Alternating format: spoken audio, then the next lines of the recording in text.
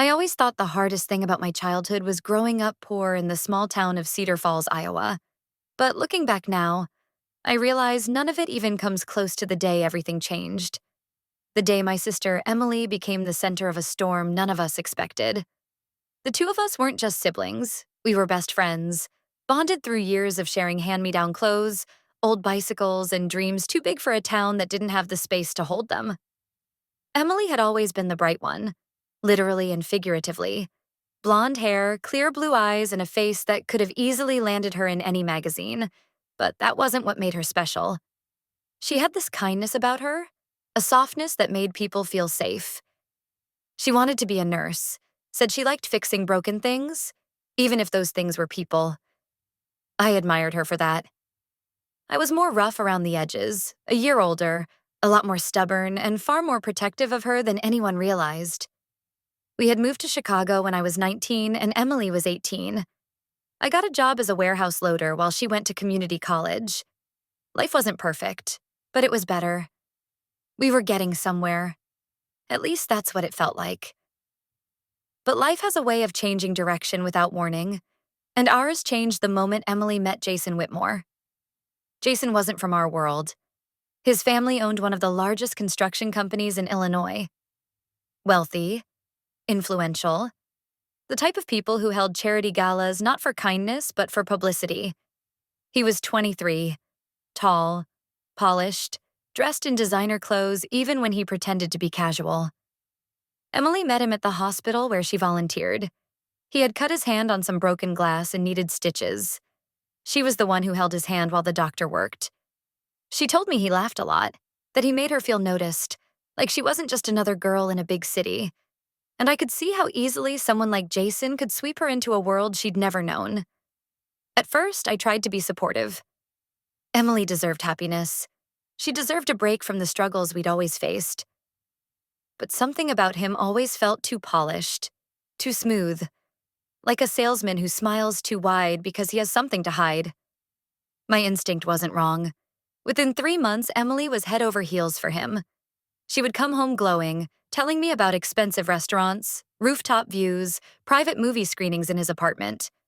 A place bigger than our entire childhood home. I wanted to be happy for her.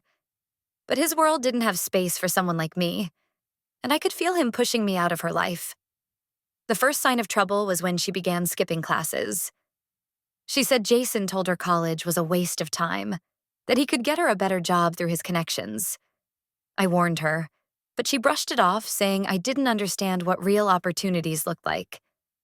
Then, slowly, bruises began appearing on her arms, near her ribs, once right below her eye. Emily insisted she fell, bumped into something, or accidentally hit a cabinet door. But I'd grown up with her. I knew her tells. She was lying. Worse, she was scared. The night I confronted her, she cried harder than I had seen in years. She begged me not to get involved, not to make things worse. She said Jason could be difficult, but he loved her, and she was sure he'd change. That was the moment I knew I was going to destroy him, but I didn't have the chance. Because one cold November night, Emily disappeared. I came home from my late shift to find her phone on the kitchen table, shattered. Her purse was still there, the contents spilled across the floor. One of the chair legs had snapped, lying on its side. The sight punched the air out of my lungs. I called her name again and again, but the apartment was empty. Silent. Wrong. I dialed 911. Police arrived, took pictures, asked questions, but they didn't look concerned. Emily was an adult. Maybe she left on her own. Maybe she and her boyfriend had an argument. Maybe she was staying somewhere else. Maybe. Excuses instead of help. But I knew Jason. He was the reason. I drove to his penthouse that same night. The security guard tried to stop me, but I forced my way past. Jason answered the door in sweatpants and a hoodie, sipping whiskey like nothing in the world was wrong. "Where's my sister?" I demanded. He smirked. "You should calm down." I rushed at him, grabbed him by his collar, but 2 large security guys were already behind me, pulling me off him. "I haven't seen her all day," he said casually, brushing dust off his shirt. Maybe she got tired of you. Ever consider that? They dragged me out before I could break his jaw. The police warned me not to go near him again. They said there was no evidence of foul play. I could feel myself drowning in helplessness. Days passed, then a week, then 2. Emily was gone and their investigation was barely even moving. But the moment I found her necklace, the tiny silver heart Mom gave her, half buried in the dirt behind Jason's building, I knew what I had to do. If the police wouldn't fight for Emily, I would.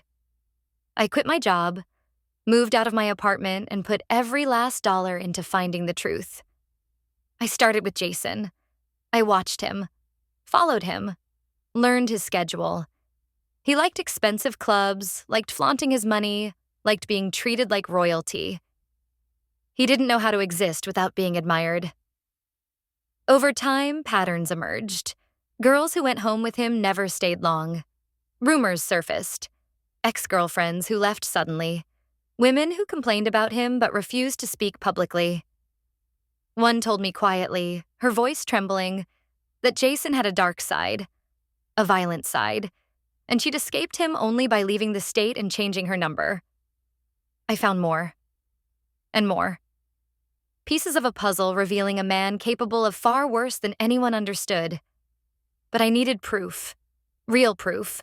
Something police couldn't ignore. So I became someone else. A bartender at one of the clubs he frequented. It was easy to get hired.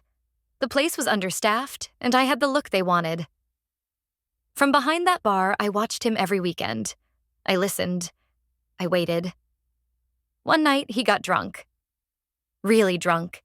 And when Jason was drunk, his mouth loosened. I pretended not to care. Just another worker cleaning glasses while he boasted to his friends about money, business, women. Then he said something that made my blood turn to ice. You ever choke a girl just to see how quiet she gets? His friends laughed. He laughed louder. I gripped the counter so hard my knuckles turned white. But anger alone wasn't enough. I needed his world to collapse. That's when I realized revenge wasn't about beating him or hurting him. It was about destroying everything he cared about, his reputation, his money, his family standing, until he had nothing left to hide behind.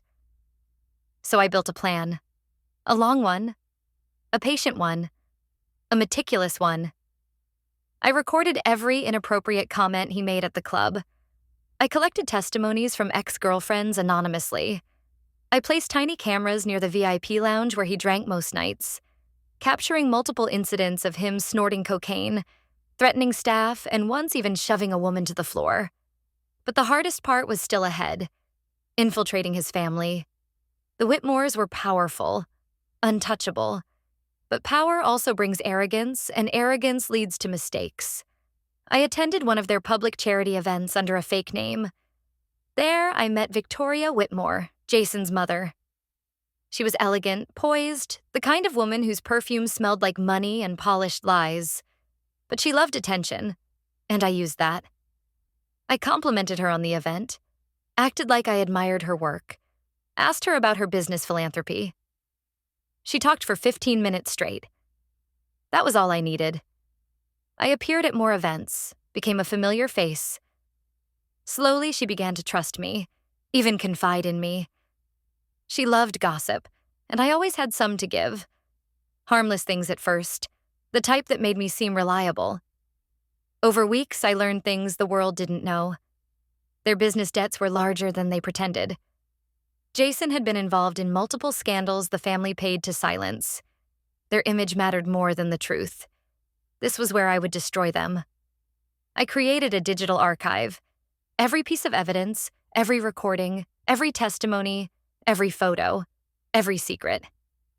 I sent anonymous files to journalists, activists, women's safety organizations, and rival companies. I seeded stories everywhere at once, like lighting 100 fuses connected to one massive explosion, but I saved the biggest fuse for last, because one piece was still missing. What really happened to Emily? And I was going to drag that truth out of him myself. When the scandal finally broke, social media exploded. Jason's name trended everywhere. His family panicked.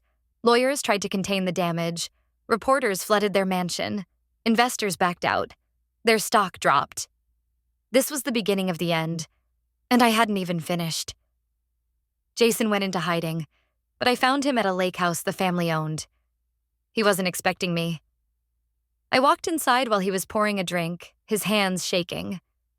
For the first time, he looked scared. "You," he whispered. "You did all this?" "Yes," I said. "Now tell me where my sister is." His jaw trembled. He swallowed hard. I didn't mean to," he muttered. My heartbeat stopped. He continued, voice cracking. "She got angry. She said she was leaving me. She tried to walk out, and I grabbed her arm. She fell. Hit her head on the marble counter. There was blood. I panicked. I couldn't breathe. The room spun. Where is she?" "In the woods," he choked. "Behind the house. There's an old maintenance shed. I buried her there. Please, I didn't want to—" I didn't hear the rest. Rage drowned everything. I lunged at him, tackled him to the ground. Every punch, every scream, every tear was for Emily, for my sister who trusted someone who didn't deserve her. When I finally stopped, Jason was barely conscious. I tied his hands, dragged him into my car, and drove straight to the police station. I dumped him on the front steps, threw all the evidence at their feet, and showed them the location he confessed. For once, they listened. Within hours, officers found Emily's body exactly where he said. I identified her remains through tears I couldn't control. The pain was unimaginable, but the truth mattered. She mattered. Jason Whitmore was arrested, denied bail, and charged with second-degree murder along with multiple federal offenses from the evidence I collected. His family tried to protect him, but public pressure was too strong. Their company collapsed within months. Their empire fell apart piece by piece. And I watched it all, not with joy, not with victory, but with a quiet, empty ache. Because revenge doesn't fix grief. It only gives it a place to rest. I buried Emily on a hill overlooking Lake Michigan, somewhere peaceful, somewhere bright. I visit her often. I talk to her about my life, about the justice she deserved, about the future I'm still trying to build. I'm older now, a little broken, but stronger. And I've made it my mission to help other families like ours, starting a small foundation that supports victims of abuse. I named it the Emily Hope Foundation. People say siblings shape who we become. Emily shaped me into someone who fights, fiercely, relentlessly, for those who cannot. And as long as I live, her story will never be forgotten.